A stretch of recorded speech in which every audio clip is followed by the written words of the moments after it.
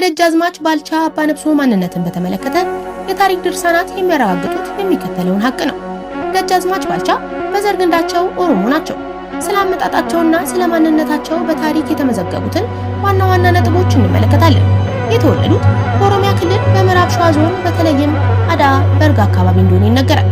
ትክክለኛ ስማቸው ባልቻ ሳፎ ሲሆን ሳፎ የሚለውም ስም በኦሮምኛ ባህልና ቋንቋ ትልቅ ትርጉም ያለው ስም እንደሆነ ይነገራል።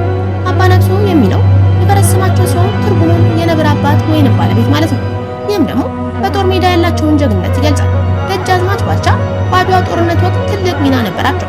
በተለይም በመድፈኛ ጦር መሪነታቸው ይታወቃሉ። በጦርነት ወቅት የጠላትን ጦር በመድፈር በመምታትና በመበተን ረገድ የተለያዩ ብቃትን ያሳዩ ለኢትዮጵያ ድል ትልቅ አስተዋጽኦ ያደረጉ ሰው ናቸው።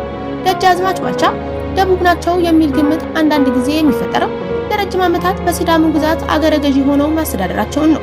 በዚያ በነበሩበት ወቅት በልማት ስራቸውና ፍትሃዊ አስተዳደራቸው በደቡብ ሕዝብ ዘንድ እጅግ ይወደዱና ይከበሩ ነበር። በልጅነታቸው በራስ መኮንን አማካኝነት ወደ አጼ ሚኒልክ ቤተመንግስት የመጡት ከሸዋ ኦሮሞ ማህበረሰብ ውስጥ እንደሆነ የታሪክ ምሁራን ይስማማሉ።